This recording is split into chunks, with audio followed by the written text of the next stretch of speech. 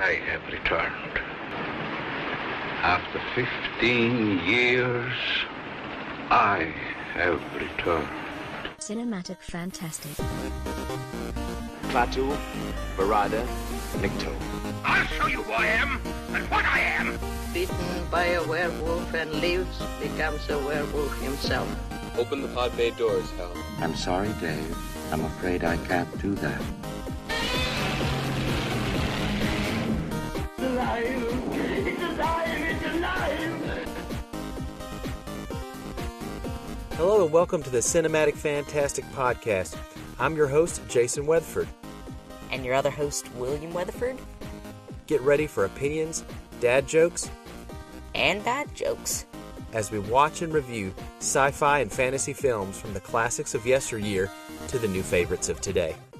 Top of the morning to you listeners. Welcome to Cinematic Fantastic Season 2. Yay! Time to get the abnormally large scissors again and snip at our red ribbon. You're just snip happy. You just want to snip all the time. But it's okay. We did it last time, so... This is a milestone. You're right. This is a milestone. I don't want to, downplay it at all. It's a milestone. It's great. And I thought it was a millstone. A reference for you? That is a reference, and okay, let me guess. The monster walks. Yes. All right, good. Wealth to youth is golden, but to age it is a milestone. See, we're gonna quiz each other on trivia. Real quick, before we get started with the podcast, I actually had an idea, and if the listeners are cool with it, or you're cool with it, I'd do it sometime, but hear me out. Write each other trivia quiz questions and go back and forth and see if we can answer them and see if we do well with it. We can go really obscure with it and see if we can remember. Indeed, we read comments. Come on, guys, we do. Give us some comments. Yes, we've had very few comments. We had Tarzan the Ape Man blow up on YouTube. Yeah, okay, yeah. Let's talk about that for just one little second. All right, so we were a little bit late to the game in getting our podcast on YouTube. We did it mostly in the audio realm. Through Anchor, Spotify, whatever platform you listen to get us. But we've started putting them on YouTube, and we started getting some listens. Pretty decent amount for a couple. The only problem is we can't tell how long people have listened. All those things in the back end of YouTube where you can study all that. I have no idea how to study all that. So I can't tell. So give us a like, a comment, just anything. Yeah. I mean, if you subscribe, that's fine. But what we'd really like to see are we'd like to see likes. That sounds funny.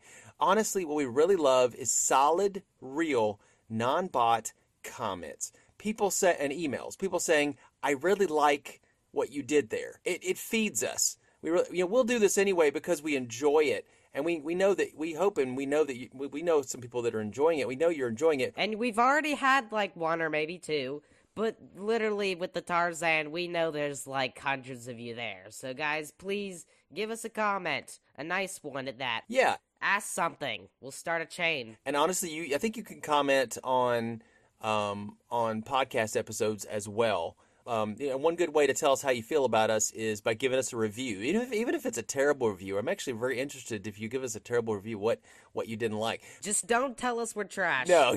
Just that we're trash. Just tell us more than that. Tell us why we're trash. So give us a... Who, what, when, where, and why, and how. Yes, that's from Spy Kids, yeah. So, yes, so... Give us a 5-star if you want to. All right, so this is episode 21. It is 21. Why may you ask that? Because we have decided to count our episodes not by season, this is season 2, the first episode of season 2, but we're calling it the 21st episode, counting all 20 of our previous seasonal episodes. Yeah, and honestly, that's the way TV shows work, too. When they say, oh, this is the 100th episode... We want to be able to announce that. Yeah, you want to be able to have that kind of milestone. We are not going to count... We're not going to count bonus month episodes. Yeah, we might do something where we haven't thought about this yet, but we might do something where we do 1, 2, 3, 4 of bonus month 1, and then 5, 6, 7, 8 for bonus month 2. I don't know. Those are things that are still in flux and are still in discussion. So the pre-code era is behind us, and the Hays Code era begins with us covering The Black Cat, 1934. So there are 0 pre-code era films we have, and all the rest of them are going to be Hays Code films, which for this movie is ironic, as we'll discuss later. Maybe a little bit of Karloff worshipping the big man, eh? But we're getting ahead of ourselves. Yeah, who directed this movie? Edgar Ulmer? Yes. So this is a classic, enigmatically disturbing horror film from Universal Studios, their top-grossing film of the year, 1934. Again, it's directed by Edgar G. Ulmer. Its themes of the horrors of war would be echoed in his later films, like his really well-done Detour, 1945. Some good things about that one. Oh yeah, I haven't heard too much about it. Honestly, the only thing I've heard about Edgar Ulmer is The Black Cat, so I haven't seen any of his other stuff. Is he like a noir kind of focused guy, or what's his deal? He's sort of the B-movie guy, but we can talk about him later. Right. So, first, most importantly, I want to talk about the short story that this is based on. It's a great psychological piece, sort of about the endurance and prevalence of evil. So again, it's called The Black Cat. It's the same title. It starts with the protagonist, who's an animal lover. He's going about life when one day his wife, after getting birds, fish, monkeys, and such, gets a black cat, which he names Pluto, which is interesting, because it's the Roman god of the underworld. Yeah, or otherwise known as Hades, yeah. Otherwise known as Hades or Satan. So this cat follows him everywhere, and both of them have a great relationship together. But over time, he grows irritable, threatening violence toward his wife and neglecting his pets. One day, he decides he's had enough and cuts his eye out. And there was no PETA. There was no PETA yet. And he decides to cut it out and hang it on a tree branch out of the spirit of perverseness. There's a great quote from this. Of this spirit, philosophy takes no account. Perverseness is one of the primitive impulses of the human heart, one of the indivisible primary faculties or sentiments which gives directions to the character of man. Who has not 100 times found himself committing a vile or silly action for no other reason than because he knows he should have not? Have we not a perpetual inclination in the teeth of our best judgment to violate that which is law, merely because we understand it to be such? This spirit of perverseness, I say, came to my final overthrow.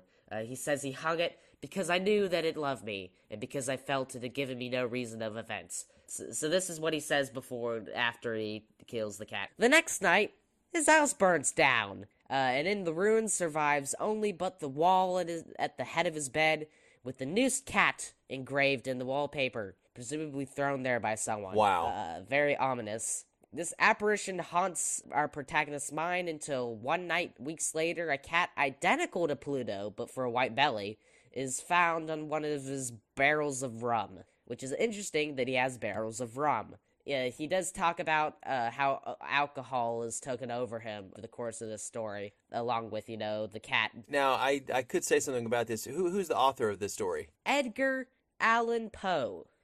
The great man of horror short stories. Now, and did he die of alcoholism? Maybe. So actually, I haven't looked at that. So he kind of had a little bit of firsthand knowledge, I think, about barrels of rum being, equal perverseness, or make you head toward perversity.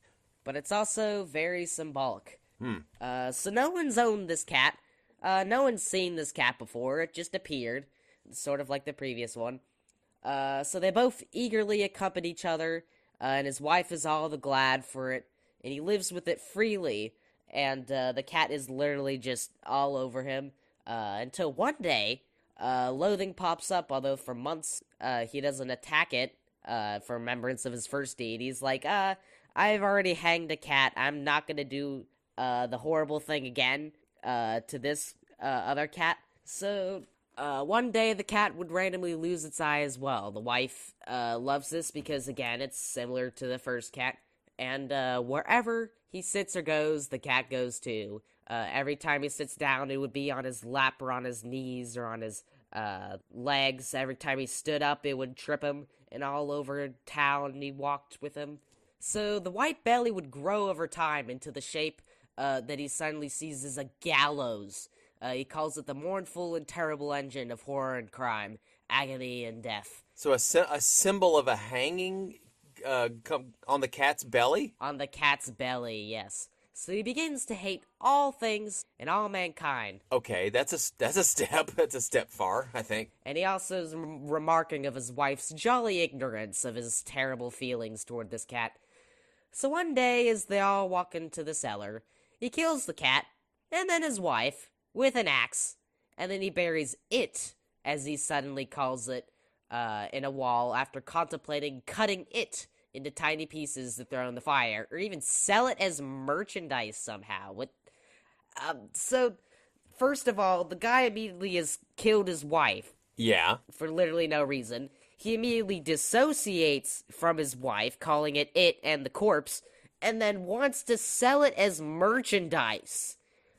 Merchandise. Yeah, and everybody thinks that, Stephen King or Dean Koontz is like a horror writer, that's creepy. I mean, Edgar Allan Poe can get creepy. So he decides the better place for it would be to stuff it in the wall. Apparently there are like some monks somewhere that did that, he recalls. So he put the corpse in the wall, and he sleeps free and blissfully of the cat. The cat is gone. The cat is no more. So later, when the police come, obviously there's been, some things thrown around where it's like, where's his wife? I thought he had a wife. So later, when the police come, he freely leads them around and around the place into the cellar where, again, the corpse is hidden in the wall. And when they're about to find him clean and clear of all things, they're about to leave the place, he just has to mention how sturdy his walls are and to tap the wall with his cane right where the corpse is. And that causes a yowl to erupt, which prompts the police to unveil the wife's corpse from the wall and the cat that was stuck in there by accident. So what an amazing story we have here. It's creepy. It's very creepy. What do you think about it? Well, there's first off, there's two things that I have seen in other Edgar Allan Poe works that I see in this. One of them is like, I remember there was a story called The Cask of Amontillado, or I don't know how to say Amontillado. that. Amontillado. Yeah, thank you. And somebody was bricked up into a wall. I remember that. And I remember the Telltale Heart, where the man thought he could hear the beating of the heart. It was probably ticking of a stopwatch, of a gold watch or something. Oh, that tale. Yeah, so it's kind of like that in terms of, you were going to get away free, but your ego and the fact that you just thought you could get away with it, got you in trouble.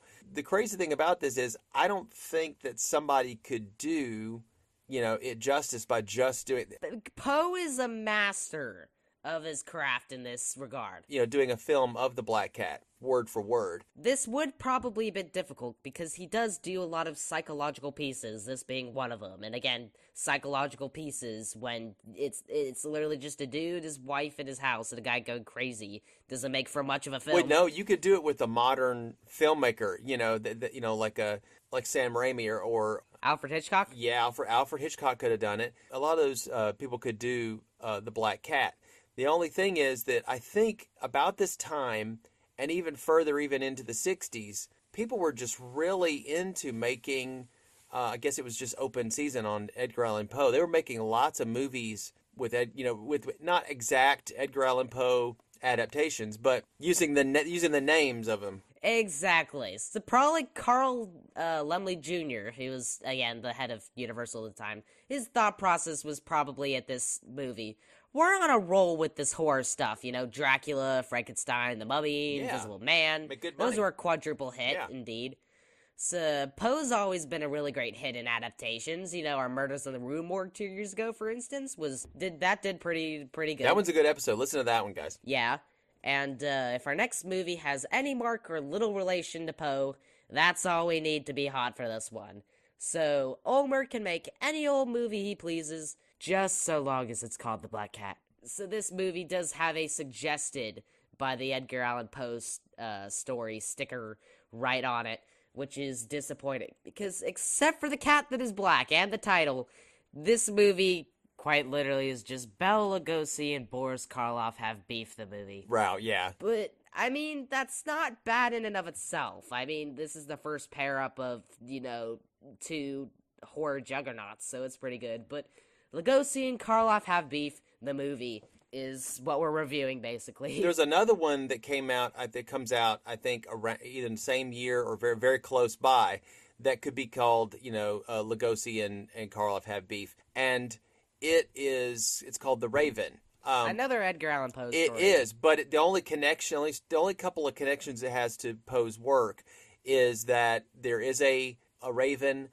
He misses his wife Lenore, and then it veers off into this other story about doing surgery on a criminal to change his face, and then he doesn't finish the job. Exactly. Probably a worser case indeed of this. But yeah, literally you have this great psychological piece what we've analyzed all about, this guy's going crazy, the endurance and prevalence of evil in society, how it hanged around this dude, and the alcoholism, especially, we get to him. Right. To the point that he literally just murders the cat and his wife, just randomly. And he's so sly and he literally doesn't care at all that he murdered someone. He doesn't feel guilty at all, even when the police comes.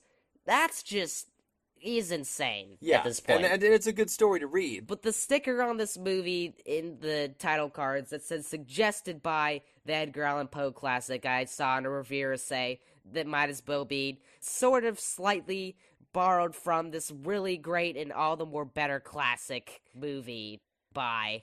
Yeah, but how can you go wrong? Yeah, Carl Laemmle was like, how on earth could you go wrong? And Karloff. So this movie, from fans of The Black Cat and Edgar Allan Poe, would probably be very sort of disappointed by this movie. I mean, seeing the title of The Black Cat before realizing it was an Edgar Allan Poe story made me think of all the cool ways, they could explore the theme of witchcraft as a whole. The Black Cat is a symbol of a witch, after all. They do talk about that in the book and a little bit in the movie as well. It never goes anywhere.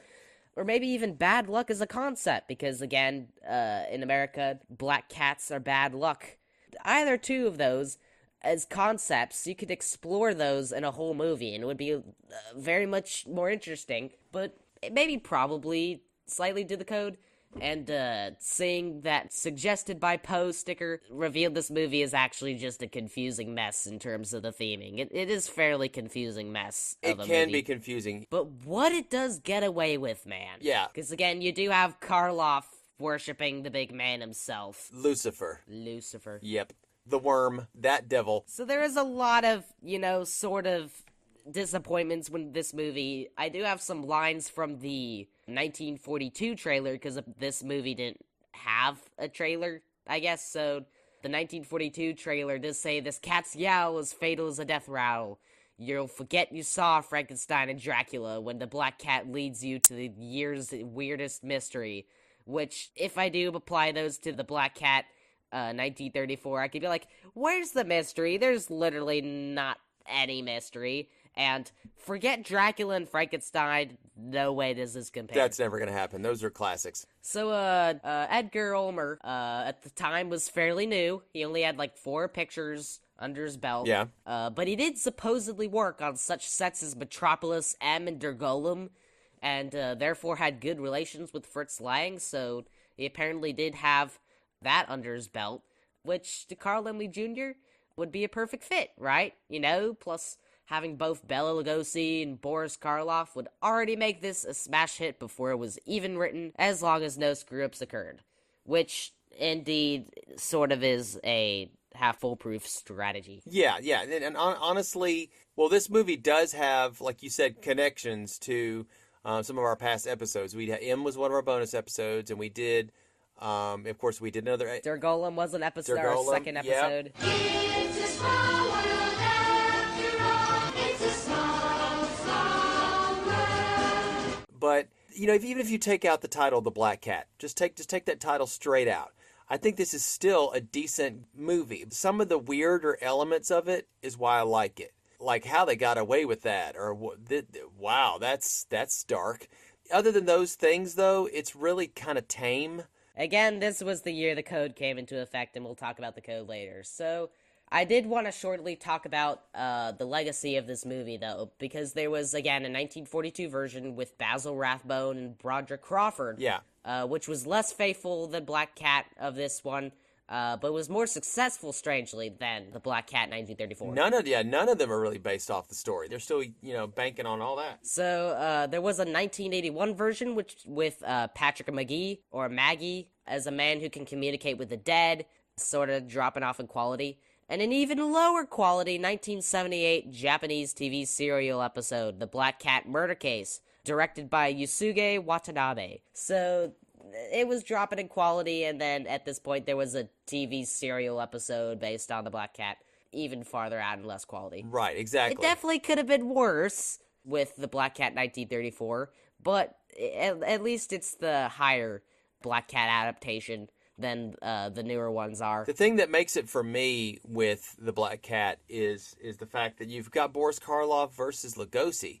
And it's a kind of a switch a little bit in this one because, as you'll find out, Bela Lugosi is actually a protagonist, and Karloff is a villain. Yeah, Lugosi does a great job of portraying like this dual morality of sorts. Because again, against Karloff, he's the hero of sorts. He's the protagonist, someone to sympathize with. Sad. He's got a traumatic backstory. But his manner of revenge in this movie is disturbing. In a way, you might think he's also the villain. Yes. Man. Yes, exactly. You gotta see this movie to see this, because the ending is just so... It's bonkers. So creepy bonkers. It is. Especially the way he, touches Joan's hair, which we'll talk about later.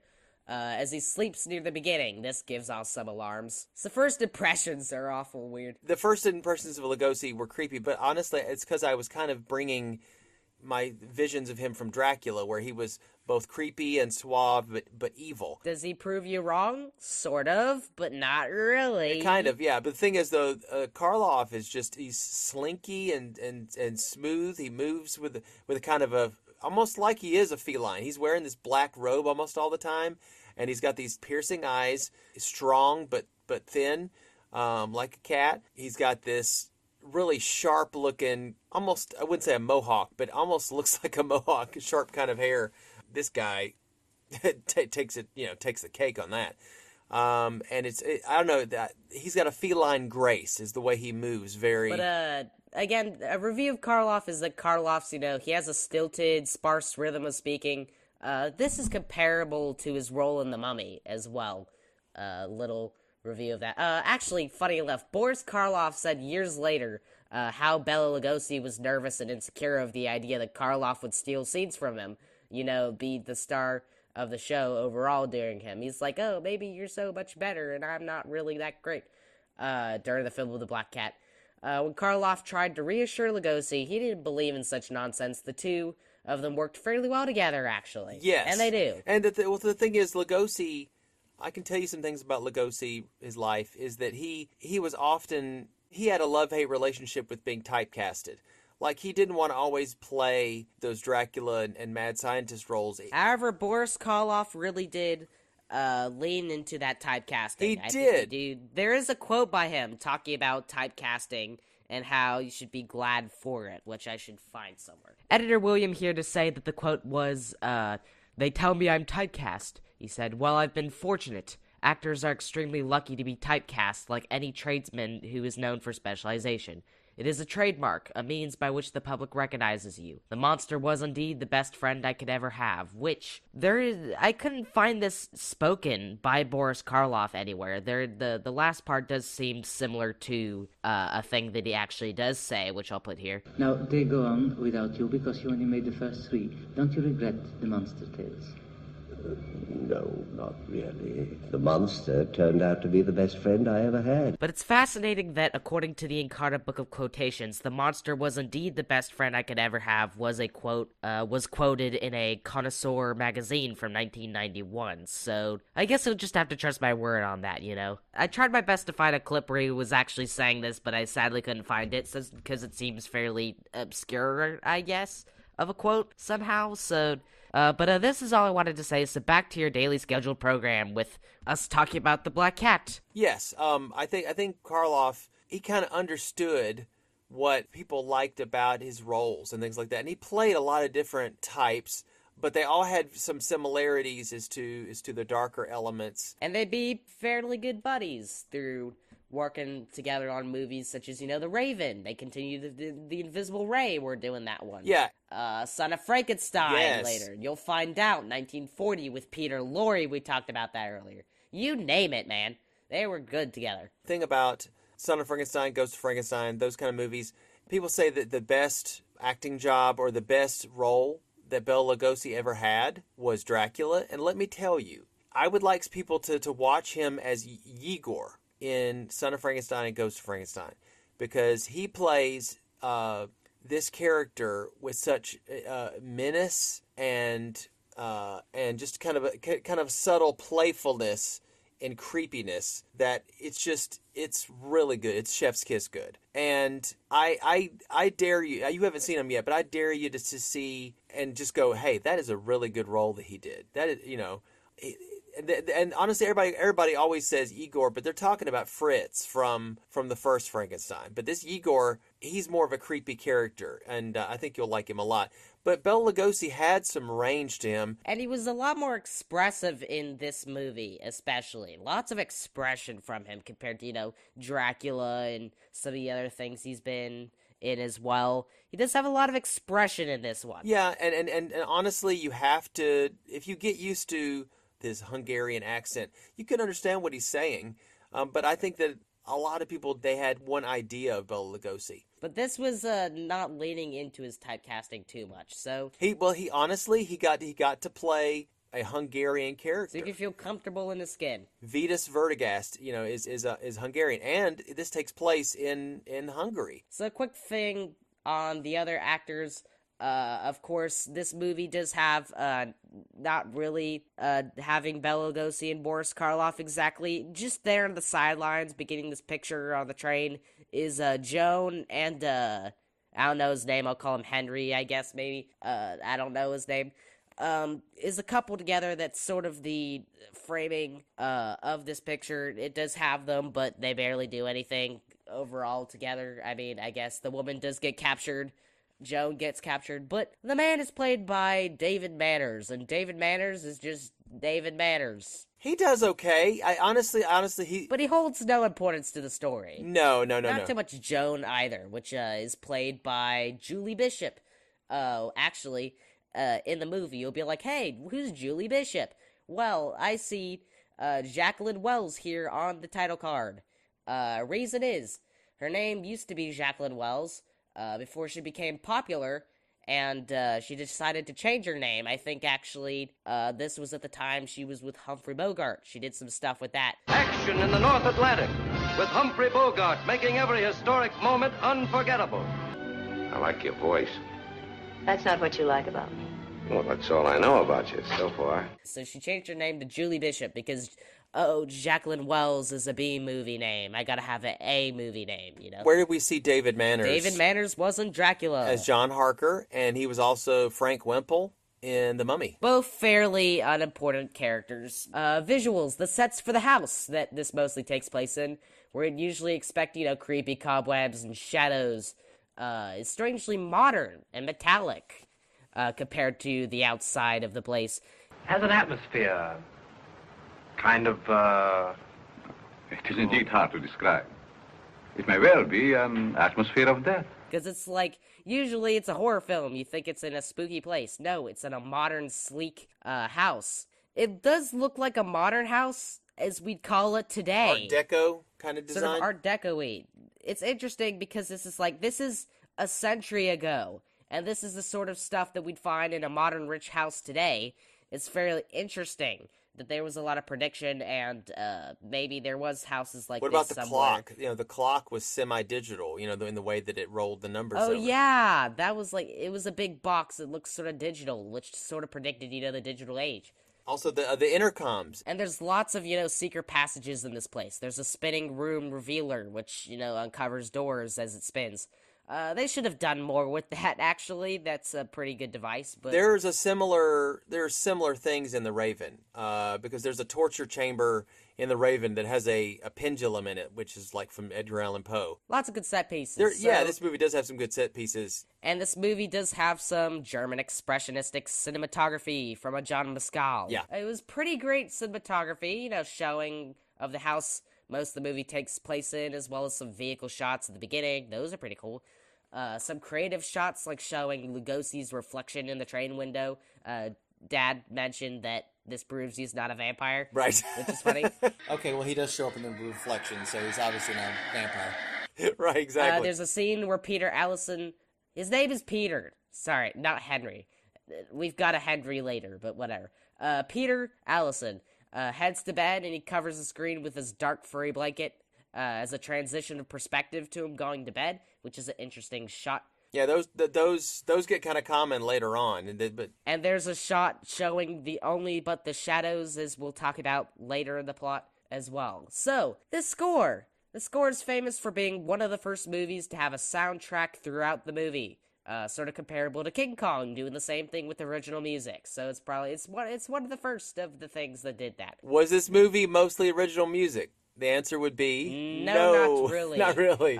They had a variety of obscure classical pieces. I mean, at least they didn't slap in Swan Lake. Oh, they've played Swan Lake to death. From Dracula and the Mummy, they've just milked that. But it's interesting how King Kong came out and that was full of original music. Yeah, but that was $50,000 though. And that was like the first movie that had soundtrack throughout for RKO, and Universal sort of had to catch up at this point, because at the time they were doing stuff like, The Invisible Man, which doesn't compare in terms of soundtrack coverage to that. So, which is why they put classical music all throughout it. Honestly, it did match pretty well in a lot of cases. One objectionable thing is the first scene we see of the cat is a little bit too jolly. I think they played the unfinished symphony here, which was I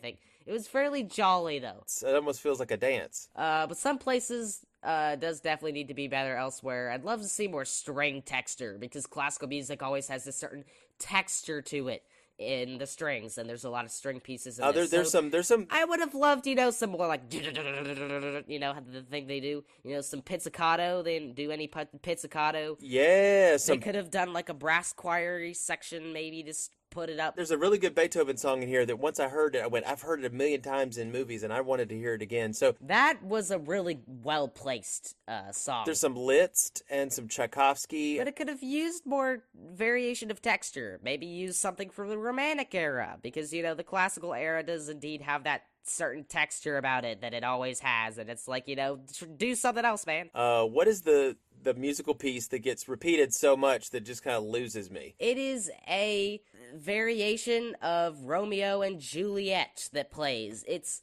very similar, but weirdly changed, probably because they wanted to, I guess, really. But it represents love nonetheless. It has slight changes. It doesn't begin with the dee-dee, that's just sort of iconic, but it does do the do-do-do-do-do-do part, and a little bit of a comparison here.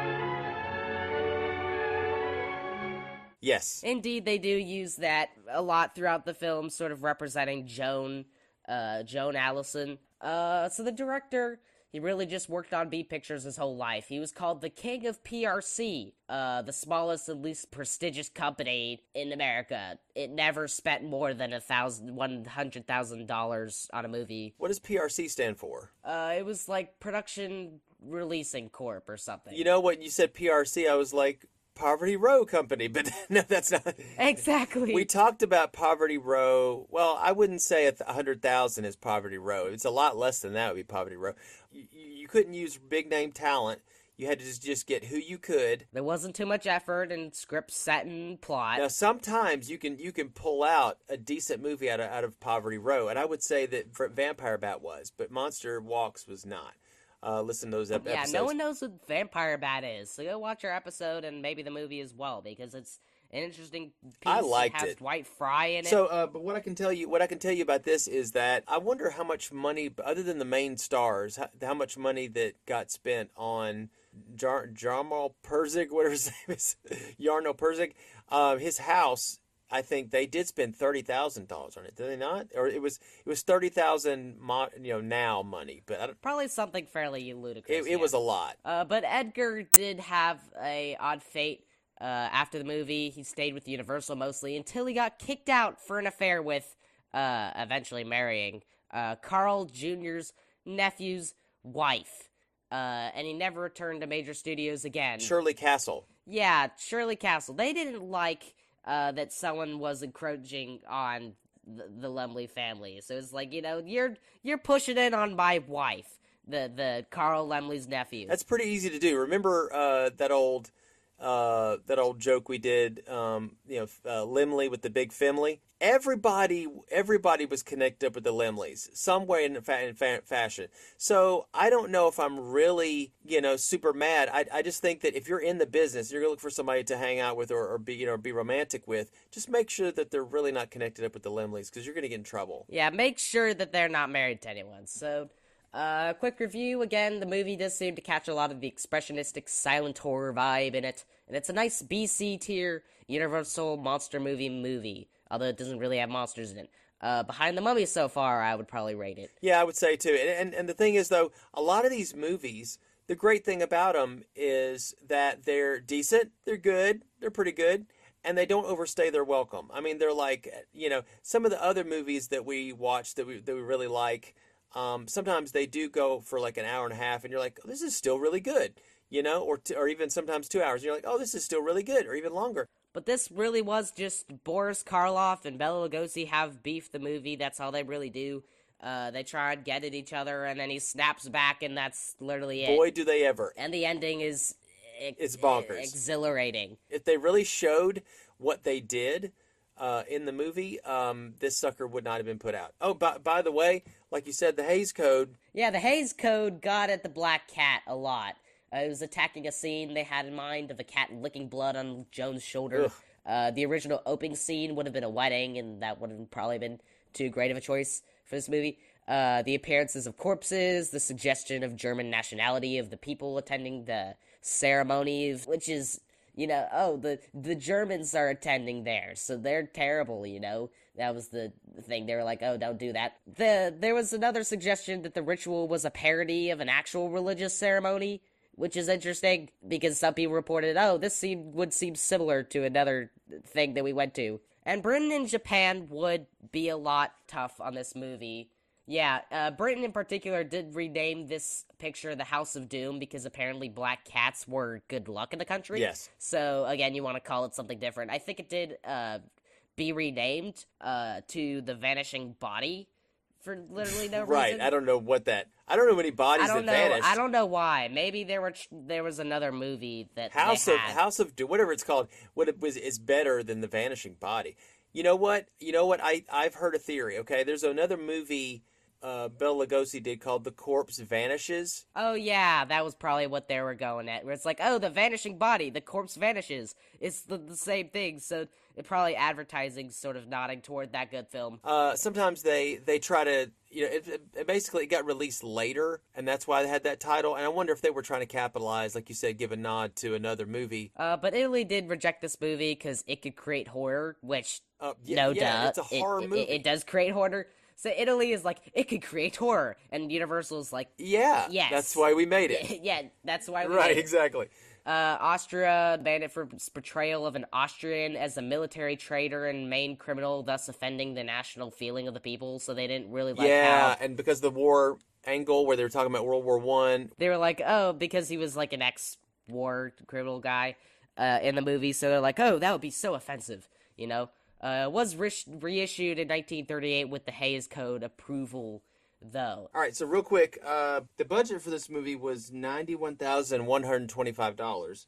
Boris Karloff got paid more. He got $7,500. Bela Lugosi got $3,000. David Manners, he got $3,125. But David Manners, they had to pay Republic Pictures, I think, $2,000 of that. So really, So the stuff they didn't get too much of was shrinked anyway. So that's interesting. Yeah, I think so. It got $95,000 as the final cost of the movie, which is fairly low, actually. Yeah, for modern movies it is, but for modern back movies, then it was pretty decent cost. Oh yeah, this probably is the cost with inflation. Oh yeah, with inflation. With inflation removed. So the New York Times did write, "The Black Cat is more foolish than horrible. The story and dialogue pile the agony on too thick to give the audience a reasonable scare." What do you think of that? I don't know. These movies, a lot of these movies, I think, get people nostalgic. They start liking older movies because they're a bygone era. They're a different kind of storytelling. Rotten Tomatoes would have an 88% on it. 77.7 out of 10. People at the time were like, "This is." People at the time were like, "Oh, this is yeah, terrible." But we know, you and I know how far horror would get, but it's mild in comparison to modern stuff. Yeah, Rotten Tomatoes writes, "Making the most of the Karloff Lugosi star pairing and loads of creepy atmosphere. The Black Cat is an early classic in the Universal Monster movie library." Philip French, a critic, called it the first and best of 7 Karloff Lugosi joint appearances. This bizarre, utterly irrational masterpiece, lasting little more than an hour, has images that bury themselves in the mind. They do. And that's stuff I would agree with, definitely. The New York Times is lost their marbles, rock off their bottom. Yeah, look, it's an hour or so of your time. It's got a scene in there, okay? A quote satanic ritual. Is it based off of some stuff that somebody brought back from an Aleister Crowley? Possibly, but they kind of made a lot of that stuff up. One last thing you want to talk about, the Hays Code history. We've been throwing around the word Hays Code, how this is the year the Hays Code came in. Hays Code was named after Will H. Hays, who was the president of the Motion Picture Producers and Distributors of America, MPPDA, from 1922 to 1945. This would be renamed to the Motion Pictures Association of America, and 2022 it would be just the Motion Pictures Association. That's what be renamed to, in like 1960 would be the new rename, and 2022 the MPA as the whole title. So he made the Production Code Administration. Was founded in 1930 flat, PCA. Basically, the story went down. The government had ruled in 1915 that movies were not in the First Amendment, which was about free speech. Some movies were not in the category of free speech. There was a lot of, such heathenness in the 1930s and all of the bad stuff in there. The government took notice, contemplated making, censor board, because they're not free speech. We can, get a big censor board for our whole government. But Hollywood is just like, we'll just do it ourselves and sweep it under the rug before then. And now we got the code. So, Father, some effects of this. You think you can name some? Well, I do know that there were movies that had either suggested or overt just nudity. Like so we had, for instance, Tarzan and Jane. Yes. We talked about that in our Tarzan the Ape Man episode. So that wouldn't fly. Yeah, there was a movie, I think I talked about this sometime in the past. It was called Quo Vadis. That was it was English. It just used a Latin title, but it was about Christians being persecuted, and there was a scene where 3 people got speared with a trident or something like that, straight through the stomach. Oh yeah, that one. And that wouldn't fly either. No, it wouldn't. And so some big examples of how the effects would go is the religious priests couldn't be shown in a bad light, nor criminals a good light. There's a lot of pictures, like M and Night of the Hunter, that sort of have a little bit of this in there. Especially M is showing off, criminals could be, well, not really such in a good light, but like in general, criminals in a good light, such as, gangster movies. Gangster movies like James Cagney and Humphrey Bogart. Those did sort of have, the rise and the fall of the gangster, which was probably due to the code restrictions, because you had to have them, be beaten in the end by the police. So the criminals couldn't be in a good light. Religious priests couldn't be shown in a bad light. Nor could, the sanctity of marriage and family as a concept probably couldn't be shown in a bad light either. Titles or scenes having to do with law enforcement or law enforcing officers. Now that's sort of weird, but I guess that probably applied to something. The use of the flag. Probably the American flag. I guess that could be used. Well, no, you got to watch out how you use it because he could be like, oh, freedom for the worst reasons. if you fold up a flag wrong and put it upside down, they take that stuff very seriously. So you just have to be careful about how you do a lot of that, and I understand that. Nobody could be shown pregnant or having births. Right. So babies could just pop up randomly in some movies. Yeah, a big instance of this in film school. You'll see this a lot. Stagecoach. We did talk about that in our Citizen Kane bonus episode. Yeah. Stagecoach had a moment where the character was supposed to be pregnant and randomly had a baby in the movie, but they literally had no indication of this until they showed a baby on screen. They time skipped it? Not necessarily. They just didn't show any indication at all of being pregnant or giving birth at a hospital or anything. Another thing, revenge is a premise or main theme, but that sort of encroaches on this movie because revenge is sort of prevalent. I mean, later on when the rating systems of the MPAA, when that came in, and if somebody wants something that can be a little bit more creative and a little more dark, that's when you get into the 1960s, yeah. But for now, sort of that idea, you can sort of get a bit more of that in some film noirs and westerns, B movies. Those had a bit easier for the code because westerns are predictable, film noirs are sort of predictable, B movies are sort of not much too looked at. Even though the criteria was often too strict when conveying things like Frankenstein's wanting to be God, stifling more complex expressions the directors wanted to tell a lot of the time. Orson Welles could do it. Alfred Hitchcock could do it. Even Looney Tunes could do it. They did a lot of their stuff in the Hays Code, and they made amazing stuff. So did a lot of people. I mean, you have Gone with the Wind. That's a pretty good one. That one did air under the code, but they did a pretty good job with that. That's amazing. I mean, even Looney Tunes could have, overly violent, slapstick comedy, but, I mean, they probably could get a lot of Hays Code things. The Hays Code probably didn't look at it too much as serious, because, it's Looney Tunes. It's supposed to be silly. You can still do really good things under the code. By the way, I think that Edgar Ulmer was not a big fan of the Hays Code. I mean, look what he directed.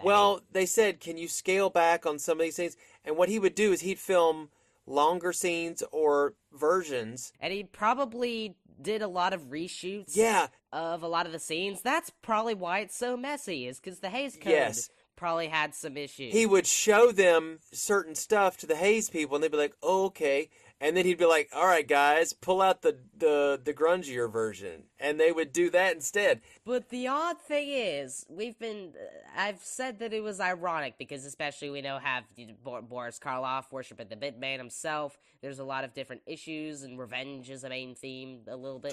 Torturing.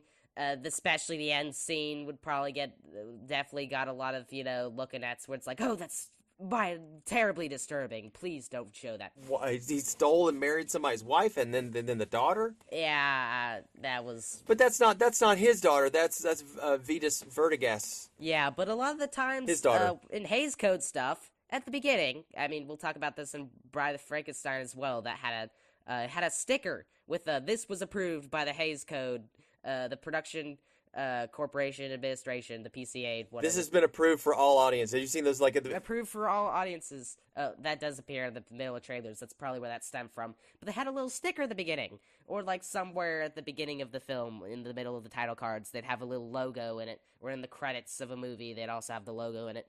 That wasn't on this movie, and for a reason, because the code was actually enforced in July. As we said, it was founded in 1930, and they were trying their hardest to push everything under the rug.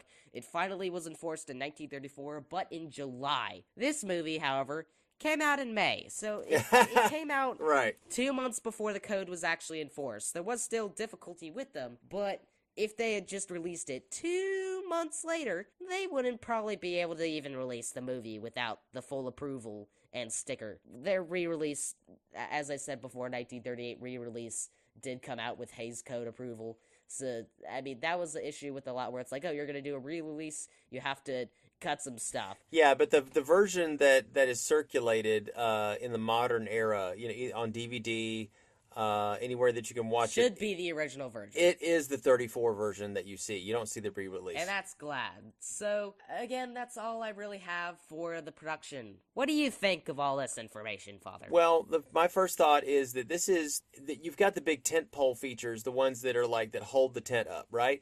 You've got your Draculas, your Frankensteins, your mummies.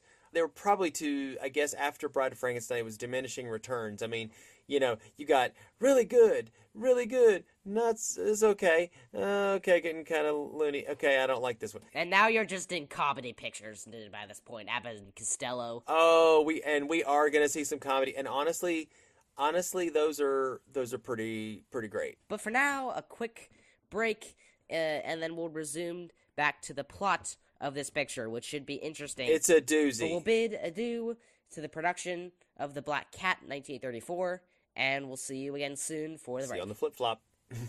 See you on the flip side.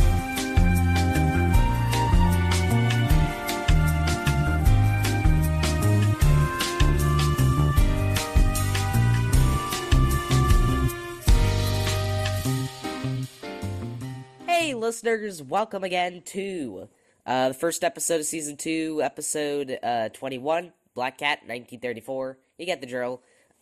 Just wanted to quickly note that as of now, we've seen our Tarzan the Ape Man episode on YouTube grow to 560 views, which is like mega bonkers.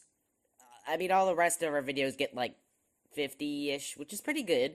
We know you're out there, but like 500 is just bonkers. Yeah, I don't know what is different about that episode. Maybe the algorithm or something. Yeah. Maybe people just like the episode a lot. So maybe the algorithm just struck a gold mine or something, and we just created something that good that, like, 500 people could enjoy it and potentially be able to get to listen to some more of our episodes, which is just bonkers. Why not? Absolute thank you. And, yeah, thank you Give very us much. some comments again. Seriously, guys. We know you're there. Yeah. To be honest, I looked at some of it, and I saw that a lot of it was suggested, so it is the algorithm. Yeah, the algorithm can do that sometimes. People are into apes, or they're into Tarzan for some reason, and there you go. And there you go. I guess it's just a Tarzan kind of year. So again, my father's going to be doing the plot for the section. We did the production section last time with me. I covered some cool little things about it. There definitely could be, more to discuss with that, especially, the Black Cat and stuff. But, and if you guys want me to review Edgar Allan Poe stuff, go check out our WordPress. I might feel like writing some blog posts about Edgar Allan Poe reviews. That'd be interesting. Compare stuff like The Telltale Heart and The Black Cat. Yeah. Maybe The Cask of Amontillado as well. Throw that in there. That'd be cool. Yes. So check that out. So the thing about this movie is that if you just think of it as which of the Poe movies starred Bela Lugosi for Universal, then you'd have to think of it kind of as a trilogy. What was the first Poe Murders thing on the we Rue had? Morgue, The Black Cat with Bela Lugosi and Boris Karloff. Oh, so the third was The Raven. The Raven with Bela Lugosi and Boris Karloff. We're not doing that one, but that'd be fun to watch again. Yeah, Seeing the second movie outing with Bela Lugosi and Boris Karloff have beef, the movie, the sequel. Yeah, they have beef. I will tell you that Karloff keeps getting top billing. It's literally so simple as just Karloff. Karloff, yeah. Not even his first name, just Karloff. And now he's just so popular. It's the mystique of the single name, the Madonna, the Beyonce, the Sting. But with the Raven, Bela Lugosi gets more screen time, and Karloff gets top billing over him. I'm sorry, that's something that Bela Lugosi always, maybe he kind of low-key didn't like, but a lot of people try to make it like there's this battle between them for real, like they really didn't like each other in real life. They were okay. I mean, I think they respect each other, at least on the surface. We don't know what's going on underneath. We can only speculate. Oh, probably the only battle would probably be like, the House of Frankenstein and Dracula stuff would probably entail some battling between stuff. There was Frankenstein versus the Wolfman, which... Yes. Did he play a Wolfman? Bela Lugosi played Frankenstein's monster in Frankenstein versus Wolfman. They couldn't get Boris Karloff for that. So you're just slowly missing, just barely missing the shot of having both of them do a battle, but House of Dracula and House of Frankenstein do not have those actors playing the parts. Probably because they had probably, he had his run. He had like 3 mainline Frankenstein movies. Dracula had like 2, if I recall. Yeah. So they both had their good run. In 1940s, they started splitting and doing some other things. Bela Lugosi played a vampire, played one called, I think, called Mark of the Vampire. And that one, supposedly, some people say that he played a better vampire than he did even in Dracula. I don't know. We'll have to see. But the movie does start, if we jump into it, with various shots of the bustling sort of crowds in a train station. So they're all getting ready, various sweeping, nice shots. What happens next, Father? The opening theme is Romeo and Juliet Overture. You're going to hear that a lot. You're just going to have to get used to it. So the train is called the Orient Express. This is actually a famous train because we have a murder on the Orient Express, which was a Agatha Christie novel. She was a mystery writer. Anyway, so people are loading things onto the dining car. 2 people get on the dining car. Joan, played by Jacqueline Wells, and Peter Allison, played by David Manners. Yeah. Again, Jacqueline Wells would change her name to Julie Bishop when she switched sort of from the B movie actress to the A movie actress sort of idea. B-list celebrity to C-list A-list celebrity. Well, a lot of times when you move to those B movies to the other, you want to kind of differentiate yourself from those other roles. And especially when you're with stuff like in Humphrey Bogart, which, again, I don't remember the title of the thing that they were together in. Action in the North Atlantic. But Humphrey Bogart's a big name. He's a big deal. He's a big deal, so you'll definitely want to change your name before you do anything with him. He's dead, though, so yeah. Don't change your name, listeners, no. Unless you want to. Mostly David Manners played romantic leading men type roles. Oh, I remember in our episode we did talk about a guy who was like, name is Kaiser, and he really wanted to change his name, was sort of the joke. So maybe if you're him, maybe you change your name. Well, I remember, what was his name? I think it's not Hans Bricks or whatever his name is, something Bricks. He changed his name after he did a silent Tarzan movie, and then he went on to be the extra guy that joined the party in the search for Sierra Madre. He got killed. He's the one that had the wife. Also, Bela Lugosi's real name is not. His last name is Blasco. Lugosi, I think they were the legend is that somebody related to him, or it was an area or land that he was kind of naming it after. Also, Boris Karloff's real name is not Boris Karloff. We talked about that in, I think, Frankenstein. We talked about where he got his last name. Okay, so Boris Karloff, that's not his real name. He's a British stage actor. His real name is William Henry Pratt. Do not confuse with Chris Pratt. So the couple are having a very awkward conversation, and he's sort of like sniffing her eyeball practically. Aren't you hungry? No, darling. Are you? No, of course not. Awfully uncomfortable speech as well as nearly sniffing her eyeball. Are you sure? What is this conversation?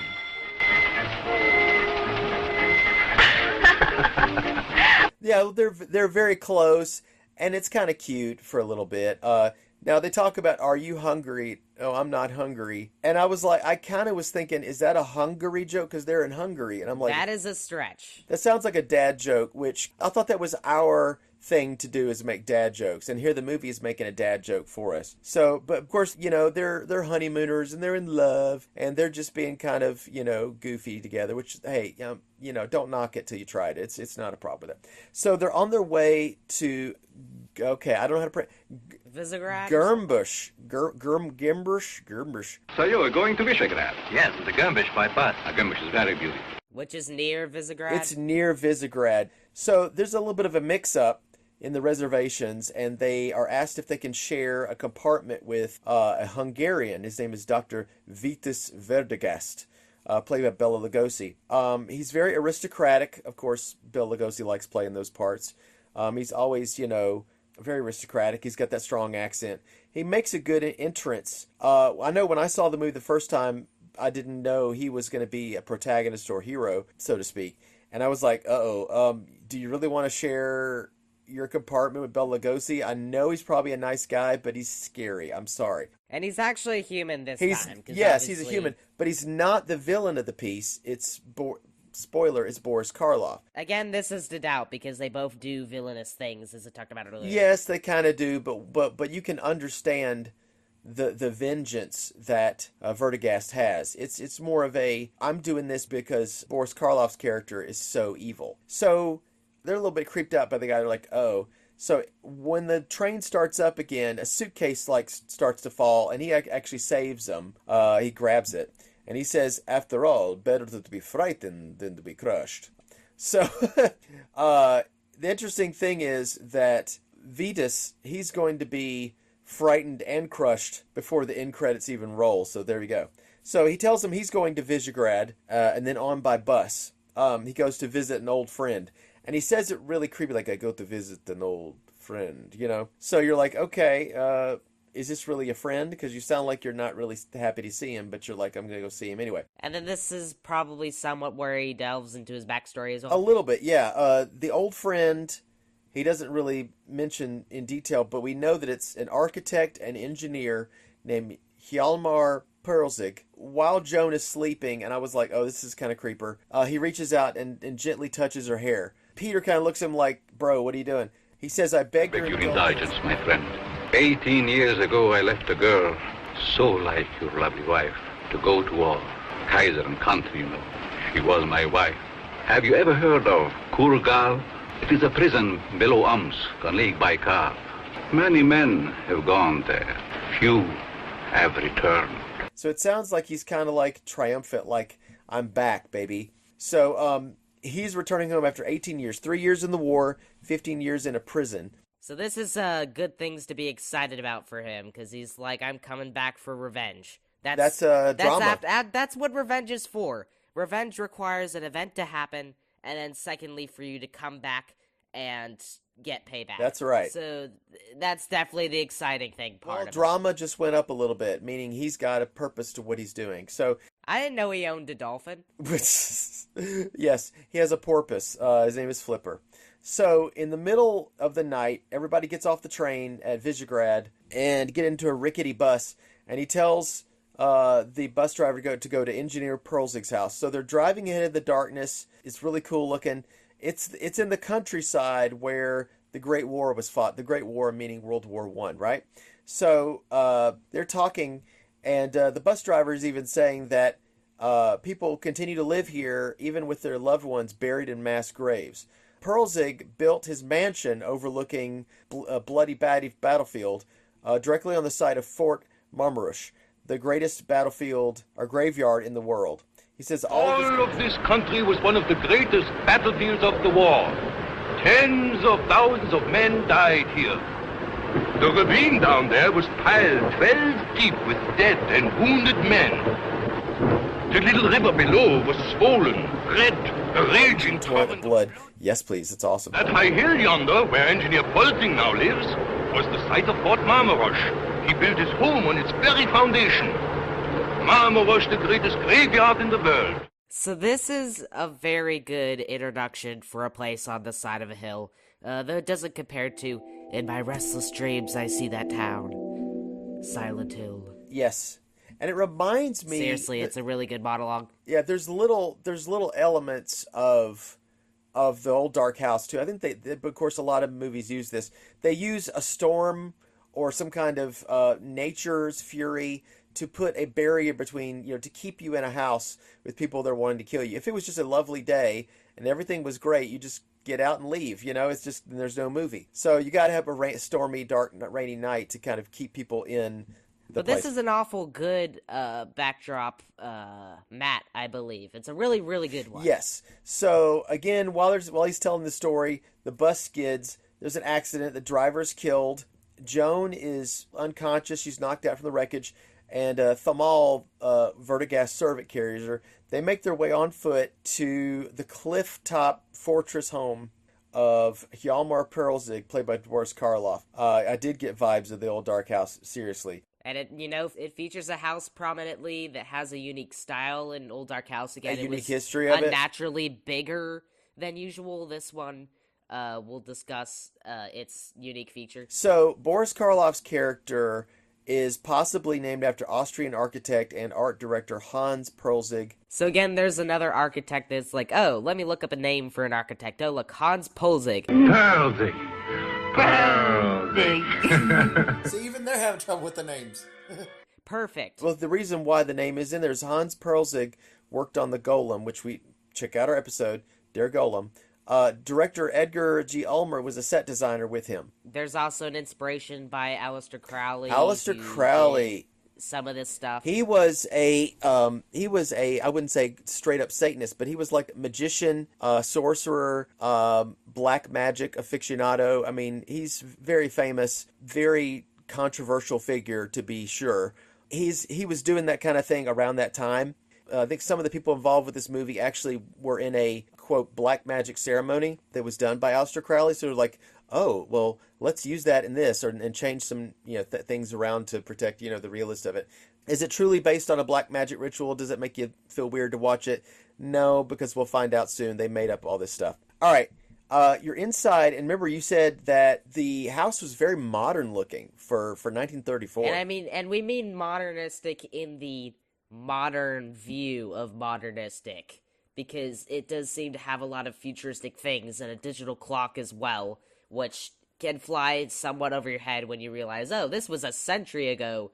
This must have been like a unique vision that they sort of predicted somehow, or that there was already some indication of this kind of style already in the 1930s. Yes. Which is interesting. So the doorbell... Maybe it was Carl Laemmle Jr.'s house they based it off. I don't know. Sorry, that's a joke. So the house that Laemmle built, I thought that was Universal. As they're coming to the door, the lights come on. We see this, but they don't. There is a bedroom with kind of a sheet kind of drawn up. You can see through it, transparent.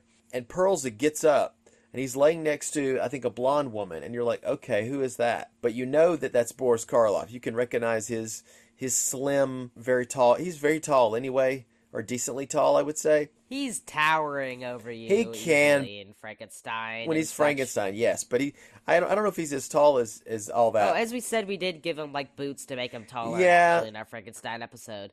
He's still tall, though, just taller. Unnaturally tall, 7 foot. So, remember you said the door was opened by Perlzig's housekeeper, played by Egon Brecker. Was that the dude who looked awfully like Bela Lugosi? He did! He looked like his cousin or something. Just with a flatter head and Spock jet black hair. Like a Mo Howard haircut, Like Bela Lugosi didn't have as black hair as he did, but he sure sort of looks like him. Maybe a little bit Spockish, actually. That's a good comparison. I wonder if Bela Lugosi's hair is like naturally brown or dark brown, and they darken it up. Probably. Hard to tell. So Werdegast is concerned about Joan, the injured woman, and requests that he be awakened. Of course, he comes down, and there's a lot of silhouette. He doesn't say a lot at the beginning. It's very, kind of creepy. Dr. Werdegast treats Joan's wounds, and he also knocks her out with a narcotic or a sedative or something like that. We'll see that again. Perlzig comes down. He's looming. He's wearing a robe that we'll see almost looks priestly because he does wear that robe later. And there are sliding doors in this house, so he does slide open some doors, which is interesting. Already in Japan by like a mile shot, but still, there are lots of sliding doors in modern homes. Not a lot, maybe, but like some. He's an architect and he's an engineer. He's, of course, going to do some futuristic nonsense. Yeah, because he's like, oh, doors without knobs. How the cavemen from ancient times must feel about this. The home of the future today. It's the Flintstones. They're celebrating Christmas before it even happened. Oh, don't get me started on that. So there's a distinctive, jagged widow's peak. Yeah, he shaved it into a V cut. It kind of looks like that, yeah. It's a unique cut. And it's very cool looking. He'd be looking respectable. He said, I'm here to visit an old friend. And when they say hey to each other, it's very like, hello, buddy. He says, it has been a long time, Hjalmar. The years have been kind to you. When they're alone together, Werdegast is like nice, kind of outwards, but he's kind of tense. When he confronts Perlzig for betraying him and Hungarians like 15 years earlier. They have that common beef and they just can't let it go. Perlzig had been commander of Fort Marmaris during the last terrible battle of World War I, and it's thought that he perhaps betrayed the fort to the enemy, the Russians, right? Thousands of countrymen died. A lot of people got captured, and then of course Perlzig ran for his life. Werdegast would have been one of the guys that got captured. He spent 15 years at Kurgal. It's a military prison where the soul is killed slowly. He is coming for revenge. He's coming for retribution, coming for justice, and I'm here for it. Although the movie is not an action film, it's a drama film. It really is good for drama. And it's also fairly located in a house as well. It literally just takes place in a house, really, and a train and a road to a house. So yeah, the old dark house is a pretty good comparison, because that's sort of the treatment it gets. Although you don't get a big train scene, though. They arrive on car, but that car scene is really good. I like that one. So the doctor has returned to learn what happened to his wife Karen and their baby daughter. You sold Marmaros to the Russians, scattered away in the night and left us to die. Is it to be wondered that you should choose this place to build your house?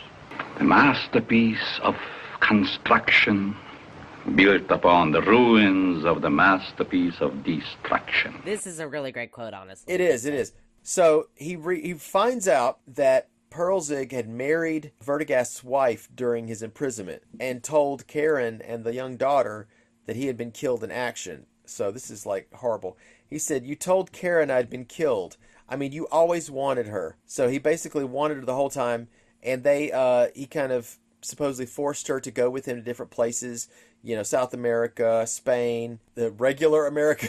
And then finally back here, he says, "Where is she?" And he says, "Vitus, you are mad." Peter comes in. He does, appear Batman style, I think, in this conversation. He just randomly appears because the camera pan hit him. How did you get there, Mr. Batman? Well, he blends into the background because he's so vanilla.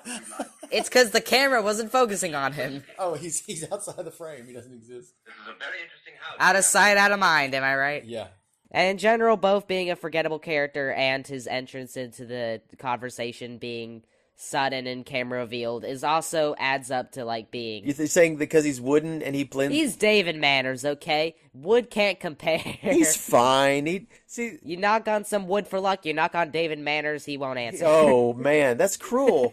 He does okay. I mean, it's all a joke. I'm sure, Plus, he's probably dead. So, yeah, he passed away, and we can kind of talk about his acting. Knock on dead wood. Oh. All right, so Perlzig turns the dial on an Art Deco radio, and it plays Schubert's Unfinished Symphony.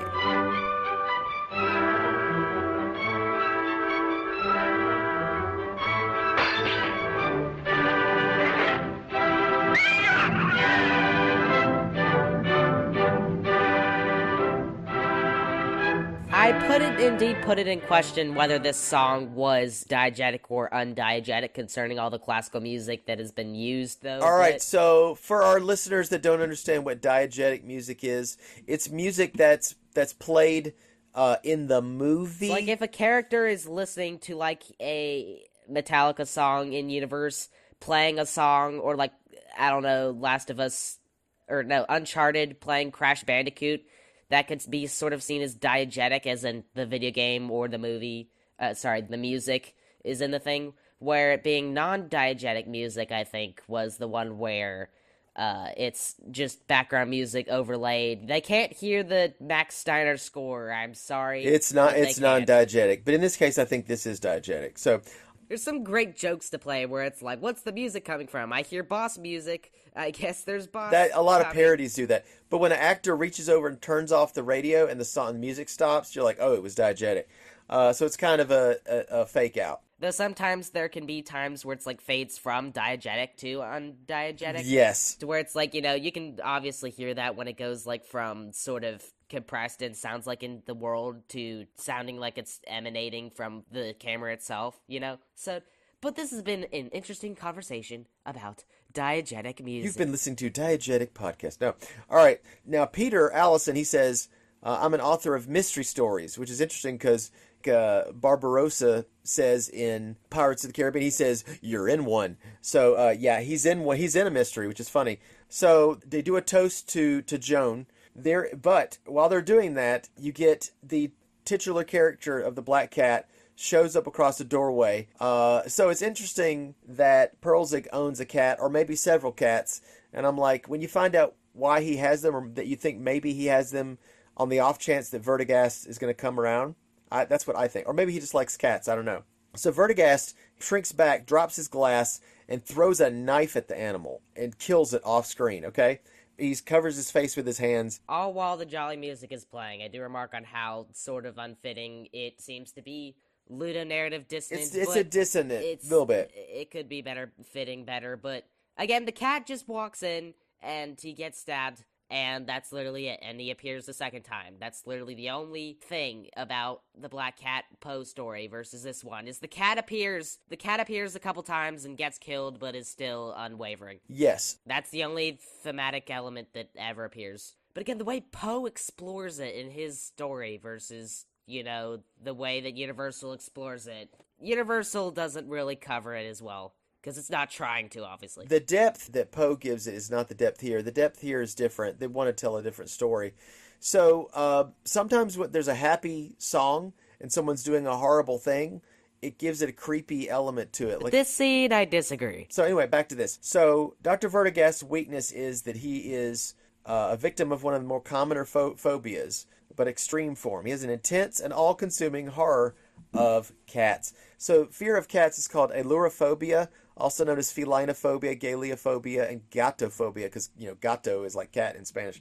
As Joan is kissing her husband in the background, he grabs a statue of a woman, a figure. So it's kind of interesting that I think he kind of secretly wants Joan.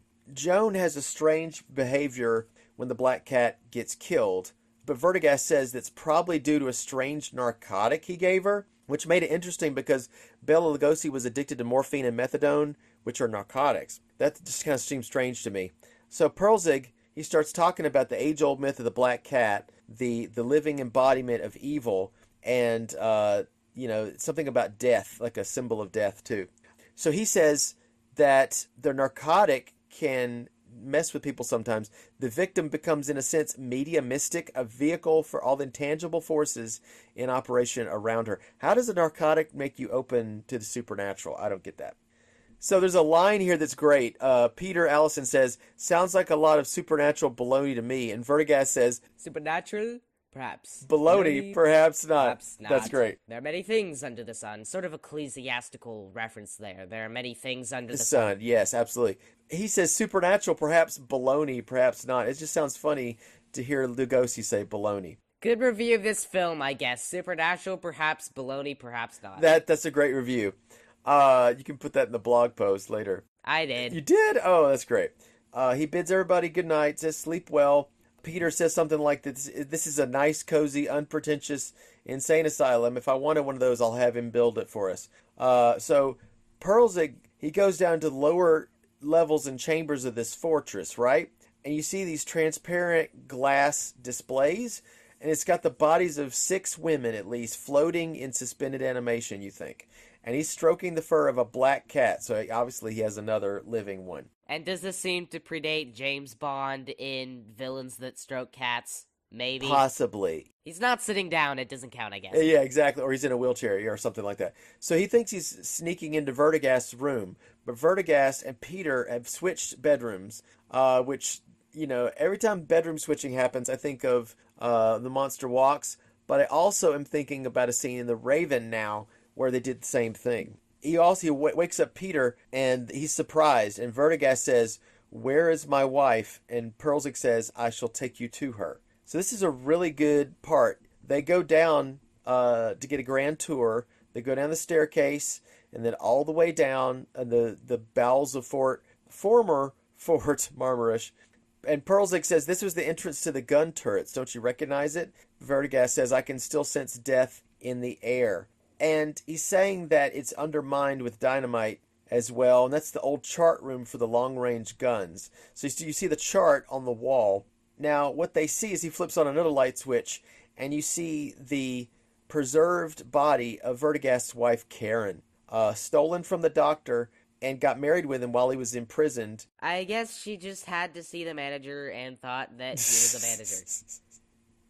So many Karen jokes. Dad made them from the very first cast screen. I did. Jacqueline Wells, don't recognize her. Lucille Lund is a total Karen.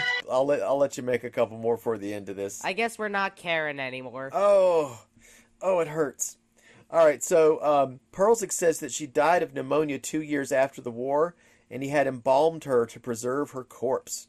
The daughter also died, so Werdegast starts to lose control, and he pulls out a gun. Well, guess what? Black Cat enters in and paralyzes him. He crashes back into the glass of the chart backdrop.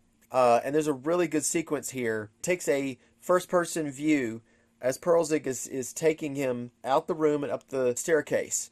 And was this the part with the Beethoven's ninth, I believe? I think it's Beethoven's 7th or 2nd, which this is one of my favorite pieces. I've seen it in so many movies. Honestly, a very well-placed piece of music. Okay, so he said, he has an awesome monologue, which honestly, we need to play the monologue here in full. Of what use are all these melodramatic gestures? You say your soul was killed, and that you have been dead all these years. And what of me? Did we not both die here in Marmaris 15 years ago? Are we any the less victims of the war than those whose bodies were torn asunder? Are we not both the living dead? And now you come to me, playing at being an avenging angel, childishly thirsting for my blood. We understand each other too well. We know too much of life. We shall play a little game, Venus. A game of death, if you like. But under any circumstances, we shall have to wait until these people have gone, until we are alone. So Perlzig goes back to the bedroom where the blonde woman is laying there. It's not Karen, the one that was in the down, it's played by the same actress, but this is the daughter. So the daughter did not die. Both Karens are played by Lucille Lund. It's his stepdaughter, really, but it's just weird. She says, what's going on? And he says, oh, it's nothing, only an accident in the road below. I want you to stay in this room all day tomorrow, Karen.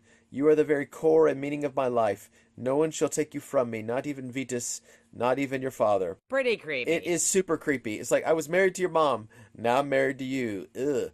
So Werdegast is not aware that his daughter has succeeded her late mother as Perlzig's wife, okay? So in Werdegast's bedroom, the doctor's servant draws a knife, but Werdegast tells him to put it away until he's told otherwise.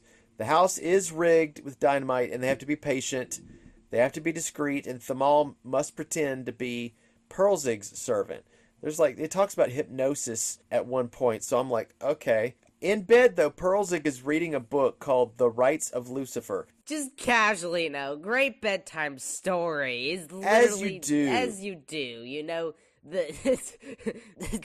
It puts me to sleep every time. Puts you to sleep every time. Death, destruction, evil. Devil. Sigils, devil. Yeah, so... Black Cat. Oh, you're scaring me now. What it reminded me of was the episode we did on Nosferatu, where Harker in that finds a book that talks about lore about the vampires, which kind of is a small info dump to help him defeat He's like, it. oh, great bedtime story. You or whatever tosses it away. Yeah, another one. Yeah, and he throws it away. That had a different role in the story. This is one that's indicative of, in the Black Cat, it's indicative of Perlzig's personality and hobbies, I guess. Well, you could say. and what he's going to do. But it's just so casual that it's so funny. It reads as follows: In the night, in the dark of the moon, the high priest assembles his disciples for the sacrifice, the chosen maiden. So who is the chosen maiden? We'll find out. So Joan, it's the next day, it's a nice day. Joan doesn't remember anything, really. And it's kind of strange. Dr. Werdegast is invited to the Black Mass that is going to be performed the next night. Joan's destiny is going to be determined in a game of chess, which kind of is like, I guess she doesn't have any agency. I guess she doesn't have her own decisions. But again, there is stuff about, it's a game of chess to play, the revenge. They're sort of dueling and backstabbing. But did you say Black Mass? Black Mass. Black Mass. So that's either referring to the Catholic belief of mass, or that there's literally a black mass of goo on the floor being summoned. No. That would be awesome, though, but to see. But in certain forms of Satanism or Luciferianism, they what little I've read, there are certain aspects of it that are, if the Catholics have Mass, and it's a holy, sacred Mass, right? It's where you come together and you take communion and all that. It's the Black Mass, so everything is reversed. If there's crosses, they're upside down. If there's an altar, it's a woman that's the altar, and you put a cup on her, and it's everything is reversed. Instead of 7 being a good number, it's 6. So they are playing a game of fate over Joan, and it's the dark of the moon. He keeps saying, "I'm going to play chess for her, and provided if I win, they're free to go," right? So there's a challenge. This is the only movie we're going to feel sorry for Karen, I guess. This is prime time then for 2 very comedic characters to then appear in the next scene, didn't they? Yes. And again, the Gombash Pishchin debate rages on till this day. I don't know. Everybody's got beef. They're just like, Christian! Gombash! But first, what they try to do is they're like, okay, we got to go down to Visegrad. She's got to call her parents in Vienna, and they're playing, chess the whole time. And he says, "Thank you for your hospitality. Can I have a car?" And Perlzig's servant comes back and says, "The car is out of commission." That's convenient. He probably poked the tires with a knife. Well, or he just said it doesn't work. I mean, all he said is it doesn't work. So Peter is led to a telephone, but it doesn't work either. And Perlzig says to Vitas, it's really good. He says, "Did you hear that, Vitas? The phone is dead. Even the phone is dead." It's like he's saying, there's death here. Even the phone is dead. That's awesome. So as they are leaving, Werdegast is checkmated by Perlzig, and there's a line, "You lose, Vitas." You lose, Vitas. But Boris Karloff doesn't speak it. It's actually off camera, and Edgar Ulmer says it. That's a little bit of a trivia thing. Ed probably could have stuck it in because it's like, oh, well, we forgot to stick this in. I probably will do it instead of getting Boris Karloff like 2 weeks after Wrap to be like, "Hey, can you record this one line for me, please? Thank you, I forgot it." Instead, he probably would have been like, "Oh, I'll just record it by myself," Yeah, a lot of people do that. So as they're trying to leave, Peter gets knocked on the back of the head by Thamal, so he's been ordered to obey Perlzig by Werdegast. So Joan screams and faints, and she gets taken upstairs and locked in the bedroom. Peter gets put in the old gun turret room down in the cellar, and it has a cool feature where it kind of, to get itself to lock, it rotates. It's kind of cool. Now, Perlzig plays on a giant organ.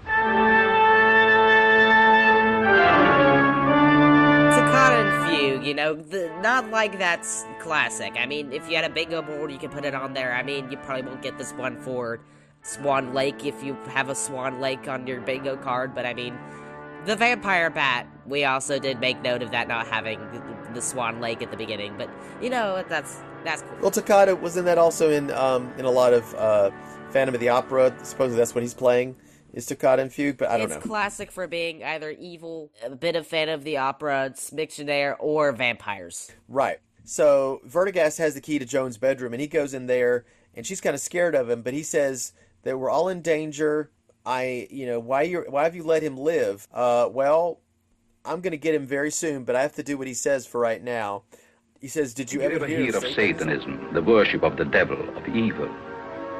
Perlzig is the great modern priest of that ancient cult. At night, dark of the moon, the rites of Lucifer are celebrated. And if I'm not mistaken, he intends you to play a part in that ritual.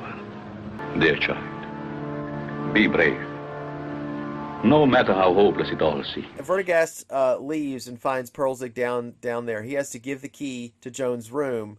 And then after a black cat runs by, Karen, she enters into Joan's room. And she's also called Madame Perlzig, is what she calls herself. So Joan says, Karen?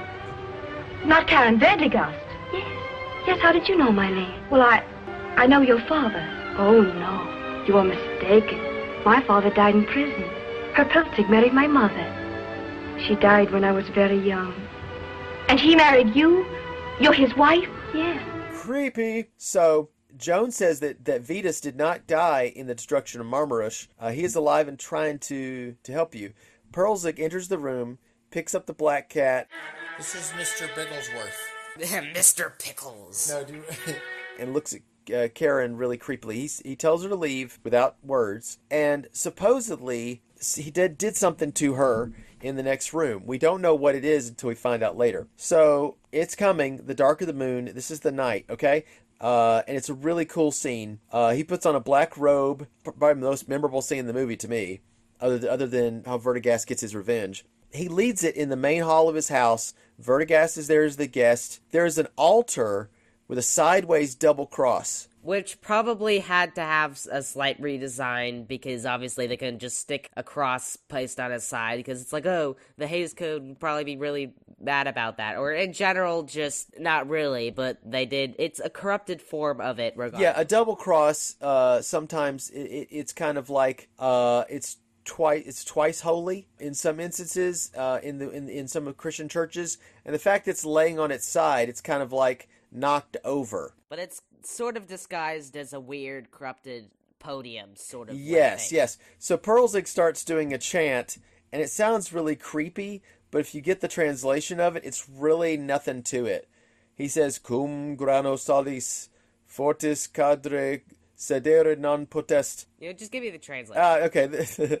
You're like, skip to the English. If you want the Latin, then listen to the film. Yes, absolutely. He says, with a grain of salt, a brave man may fall, but he cannot yield. To err is human. The wolf may change his skin, but not his nature. Truth is mighty and will prevail. External actions show internal secrets. Remember when life's path is steep to keep your mind even. That's like good advice, in Latin.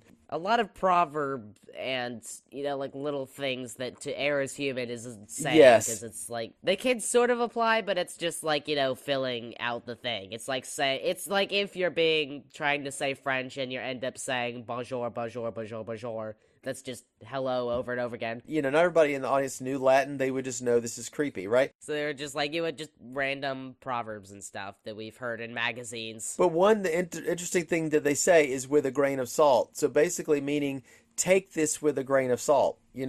It's not as important as it seems, is what I'm saying. Which is interesting, even though this is like the whole climax of the movie, because they're lots of shifting with, Werdegast doing things and arriving onto the scene. He's traveling up to theirs. They're doing this. There's sort of a lot of climactic feeling and tension in the conflict and, toward this part of the film.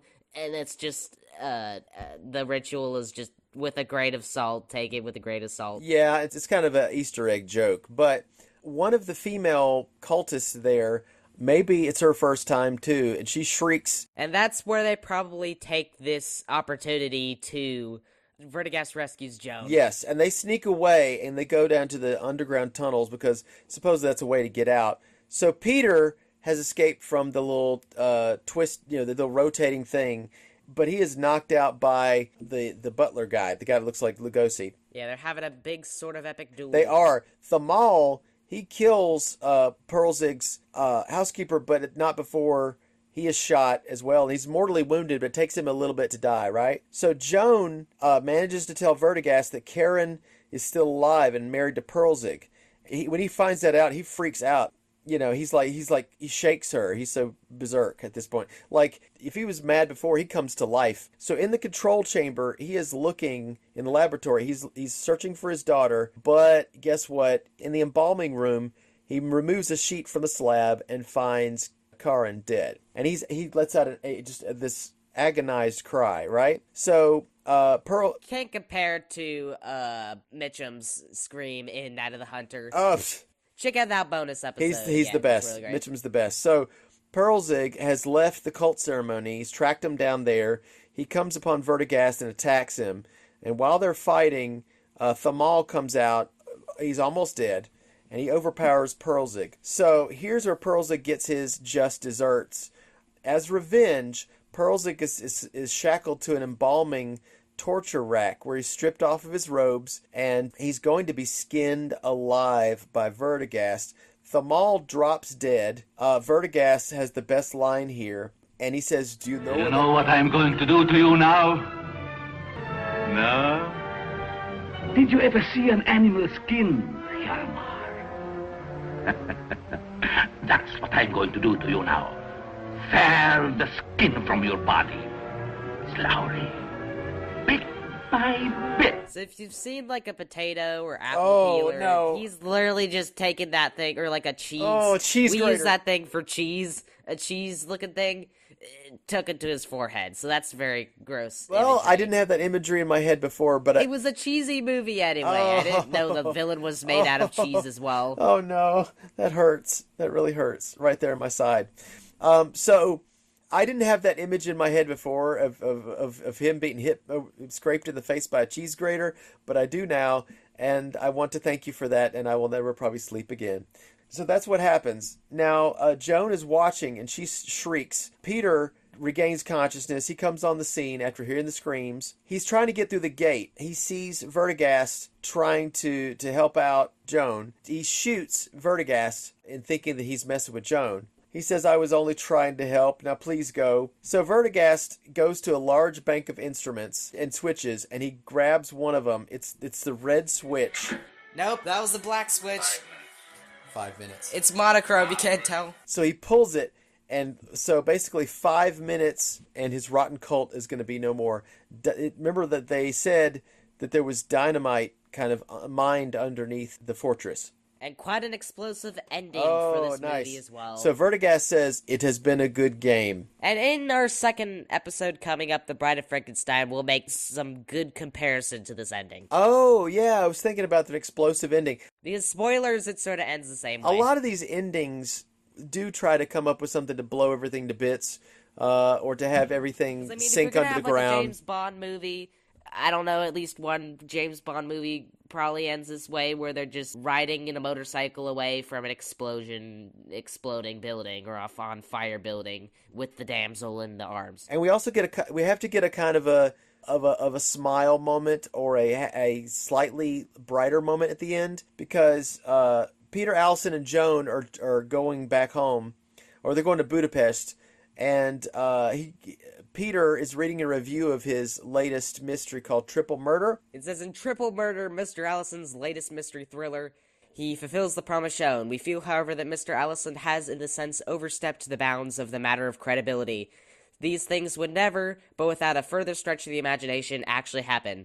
We wish that Mr. Allison would confine himself to the possible, instead of letting his melodramatic imagination run away from him. Both funny thing that's also sort of describing the impossibility of this film, and maybe on a further level the original Poe story. It does begin with them saying, I'm gonna write this, but you're not gonna believe me. Oh, sort of at the beginning of that. Failed to mention that, but that was sort of the way that he did it, because it's like, I've been through like horrors unimaginable, but it's not that cheesy as it sounds, though. It sounds cooler. It sounds cooler and creepier in the story. It sounds cooler in the quotation. Right. But in this, the fact that he's a mystery writer, and Poe was known as a mystery writer, that's probably the only real connections this movie has to that. And it's Poe. I didn't know he could write mystery novels. I thought he was just a panda. Oh, and no. He only could eat noodles. Well, welcome to Kung Fu Panda Review. This has been Jason and William. No, but guest starring Jack Black someday. Someday. Actually joking. I don't think we could ever get it. No, we couldn't. See this clip being taken out of context and saying this aged like milk. Oh, wow. So, the thing is, we've got some really good, good movies, and then we've got some really good ones kind of mixed in there. Yeah, we got some great movies coming out in the future, but this is a pretty good starter to that, with a Universal film sort of tagging along and sort of quality to The Mummy, as said earlier. Right. It's sort of a little bit of that. It's sort of catching those waves and stuff, but it's like, it's definitely probably deserves to be there. It does. A little bit. It's definitely solid start to a season 2, but Bride of Frankenstein is where they would put all the money and stuff, as we'll talk about next time. There's some elements of Bride of Frankenstein that almost are a little bit tongue-in-cheek, kind of like the ridiculous nature of horror, because as you as your research told you, the horror elements of it were starting to wane a little bit. They're starting to go down a little bit. That doesn't mean that there's not going to be a lot more horror kind of movies, scary movies. My theory is that a lot of the reviews, they're like, if you like that sort of thing, or for those that are into horror, it's basically instead of looking at it as good acting or good story and looking at it, as any other movie you would, they're kind of like, this is for those kind of people that like that kind of thing. And it kind of puts it in its own box. It doesn't stand up next to, these really big feature A pictures. It's push it off to the side because it's a B picture or a C picture. Yeah, it's sort of on the sidelines, but I mean, that's literally movie business, is that there are like thousands of movies coming out every day, and they make all sorts of different types of movies, so there are going to be some movies on the sidelines are great, but it's still progressing that history. Yes, and the thing is, I think that horror movies kind of got a bad rap, so to speak, because they're considered not prestige pictures, and I think that as a lot of the money that was spent on these, they probably didn't see tons of it come back, or if it did come back, they wanted it to come back in prestige pictures, and as the Lemleys were kind of getting phased out, and new people were coming in to run Universal. But it did sort of start waning a little bit, especially the 1940s started waning of that classic horror. And then when the Hays Code ended, it started going into that, bloody horror and exorcist kind of stuff. Yeah, too much. Happens today that we can't ever cover. But we do have some science fiction and adventure films coming up as well. We have like Things to Come, which is sort of science fiction. Very sci-fi. H.G. Wells. We have The Invisible Ray, which sounds Invisible very Ray is fiction-y. very science fiction and less horror. Yeah, but those are pretty great as well, and we'll see a lot of those, especially in the 50s. You'll have a lot of those cheesy science fiction movies in the 1950s, so that'll be awesome for, like, our next seasons. But this has been episode 21, and we'll come back for Bride of Frankenstein, the epic sequel to the famous Frankenstein. This was a very hyped up picture, as we'll talk about. Yes, absolutely. I'd love to talk to you about that next time. And we are going to sign off and begin anew for our second episode of season 2 later. So, take care. Take care. Bye-bye. Don't forget to open your third eye and telepathically message us at cinefanpod@gmail.com. Set your chronoscope dial to the future setting and peruse cinematicfanpodcast.wordpress.com. Hunker over your ham radio as your keen ears listen for the ghostly voices tweeting on our Twitter @CinematicFanta1. Exchange all of your money into Republic credits and donate at our Patreon page at patreon.com/cinefanpodcast. Ending transmission now.